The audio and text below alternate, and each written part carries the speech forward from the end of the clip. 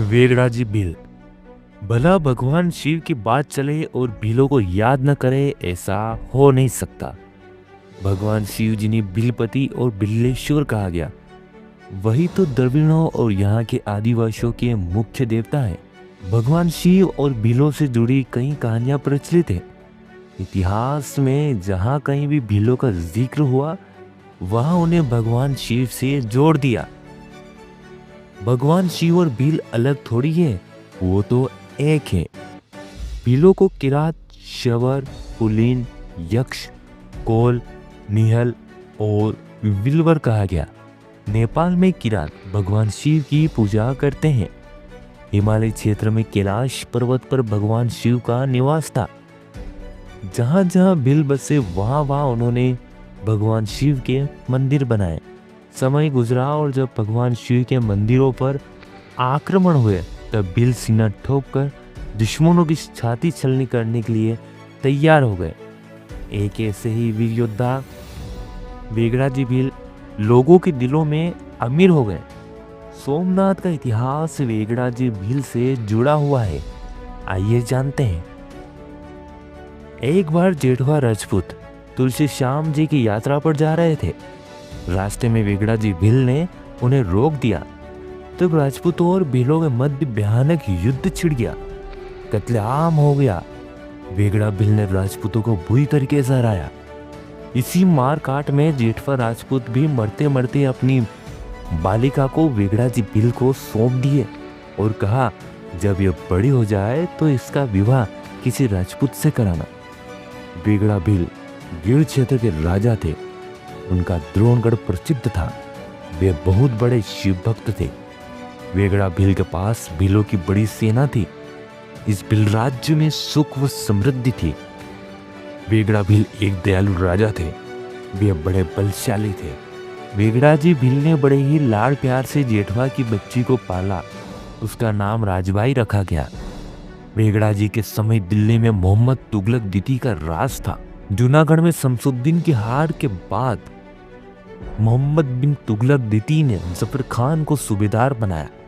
समय के साथ जफर खान गुजरात के स्वतंत्र शासक बन गए और सोमनाथ को अपनी शाही राजधानी बनाया। रसूल खान को थानेदार बनाया।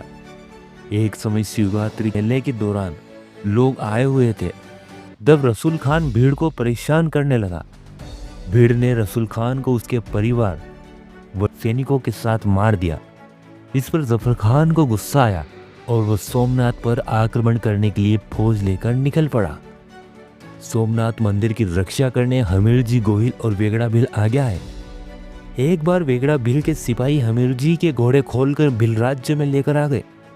घोड़ों की तलाश में हमीरजी भील राज्य में आ गए। जब वेगड़ा भील को पता चला कि सोमनाथ पर खतरा मंडरा रहा है, तब वह सोमनाथ की रक्षा के लिए आगे आए। बरसों से जेठवा राजपूत की कन्या को उन्होंने पाला था। उसका विवाह हमीरजी से कराया और फिर भील और राजपूत सोमनाथ की रक्षा के लिए निकल पड़े। सोमनाथ मंदिर को बचाने वेगड़ाजी पाषाण की भांति खड़े थे। उनके भील योद्धाओं के पास धनुष बाण थे। वेगड़ाजी के सैनिकों ने अपने बाणों से शाही सेना को नष्ट कर दिया। कत्लेआम मच गया। अपने सैनिकों की हालत देख जफर खान ने भीलों पर तोपों से वार करने का आदेश दिया। भीलों को जफर खान की मंशा का पता चल गया। भील जंगलों में पेड़ों में छिपकर बाण चलाने लगे। तोपची तोप चलाए उसके पहले ही भील उसे ढेर कर देते थे। जफर खान और क्रोधित हो गया। एक पंक्ति के तोपची गए तो दूसरे पंक्ति के तोपची आ गए। भीलों पर वार होने लगा। उनकी संख्या कम हो गई। वेगड़ाजी भील बहादुर से युद्ध कर रहे थे। सब तरफ रक्त फैला था। भील घायल हो गए, पर फिर भी वे युद्ध किए जा रहे थे। हाथ कटे, सिर फूटे, पर भील युद्ध किए जा रहे थे। उन्होंने हार नहीं मानी।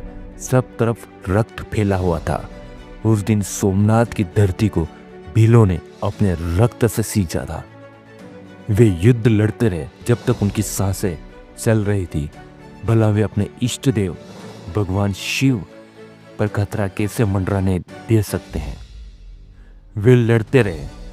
वेगड़ा भील बड़े ही कौशल से बाण चलाए जा रहे थे।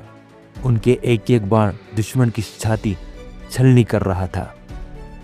तभी जफर खान ने अपने एक सरदार को प्रशिक्षित हाथी के साथ वेगड़ा जी से युद्ध करने भेजा।